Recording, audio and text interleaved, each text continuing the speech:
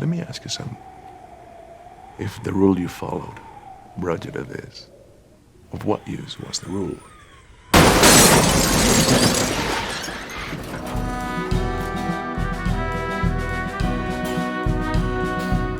The characters of Anton Chigurh and Llewellyn Moss are compared ad nauseum in this movie. If we focus on how each character treats their clothes, we can discover how the movie depicts its materialism theme and how it then foreshadows their deaths.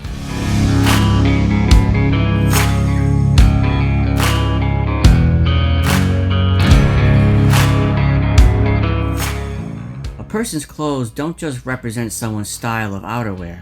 They represent someone's identity and, by further extension, their self-respect. Going out in public dressed in a three-piece suit is far different than leaving the house in your pajamas. Maintaining a proper image, or not, is a conscious choice. By doing so, you're respecting and preserving your identity and your pride. It shows your relationship to, or distance from, materialism. And unless you make your own clothes, you'll be buying them from somebody else. No Country for Old Men highlights clothes and how Anton and Llewellyn obtained them. You have a lot of people come in here without any clothes on? No, sir. It's unusual. Yeah, you got a pair of Larry Mann's, shoulder size 11. I'll check. You all sell socks? Just white. Well, that's all I wear. Give you $500 for that coat. What did you take for the shirt? Anton knows who he is. He's a cold-blooded bastard, and he respects himself for being very good at it. Because of his seriousness as a hitman, it follows suit that he has a particular ethic about his clothes. He knows enough not to get his clothes dirty, especially tainted with blood. Otherwise, it would disrespect his identity and weaken his ability to perform well as an efficient hitman. Llewellyn, however, is a novice at this game. Llewellyn ruins his attire several times, forcing him to buy new clothes, which symbolizes the misguiding of his goal by frequently tarnishing his identity. The first time we see an altering of a character's clothes is when Llewellyn is ripping his shirt to bandage his bloodied foot after running from the Mexican drug dealers. Several scenes later, he buys some new socks and boots at the store and goes to the bathroom to spray medicine on his bloodied feet before putting on the new socks. After Anton surprises the Mexicans hiding out in Llewellyn's motel room, he removes his bloodied socks. In typical homicide cases, criminals such as Anton will leave as little trace as possible at their crime scene. The reason he removes his socks is symbolic to his self-respect. Wearing soiled socks or boots contaminated with the victim's blood would lessen his self-respect and talent as a killer. That's why he didn't wear his boots. It wasn't because he wanted to be quiet and sneak up on them. He just didn't want to dirty his boots with blood. After the hotel shootout, where Anton and Llewellyn are both wounded, Llewellyn trades money for a guy's coat so he can better make his way across the border. He bleeds down his leg so badly, the blood drips from his boots with each footstep. We'll see the same happen to Anton. One of the guys twice asked if Llewellyn was in a car accident. Were you in a car accident? Were you in a car accident?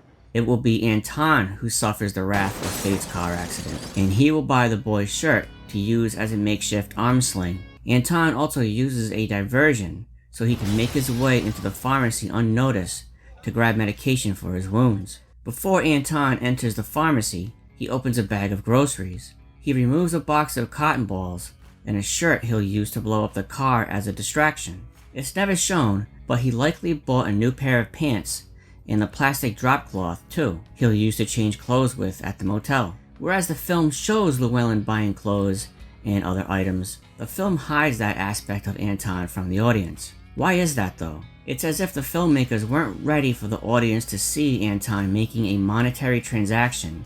Remember, he didn't even pay for the gas, and it never really even showed if he paid for the motel room. Making a monetary transaction was too early and too revealing of the anti-materialist theme for it to apply to Anton's character, because it would be too easy to compare with Llewellyn. They saved that reveal for the end. Oh, hell, mister. Look, I don't mind helping someone out.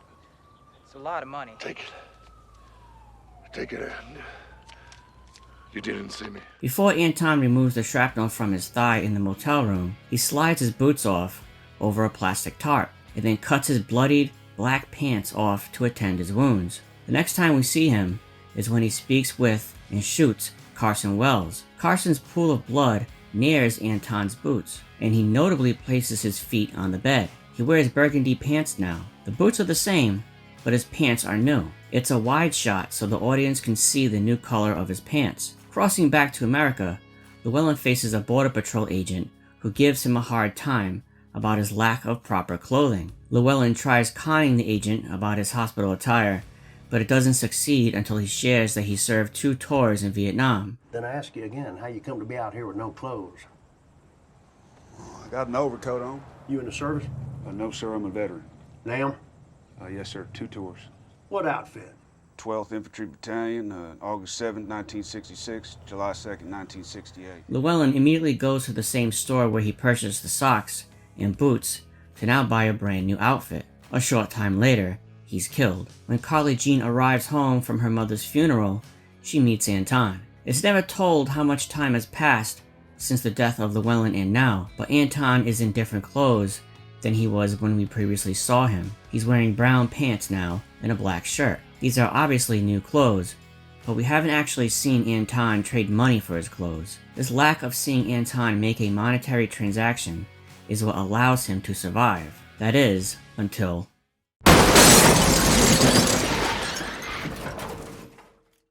The argument of fate and free will all comes to an end when the car crashes into Anton. Was it fate that the other driver ran a red light, or was it his free will?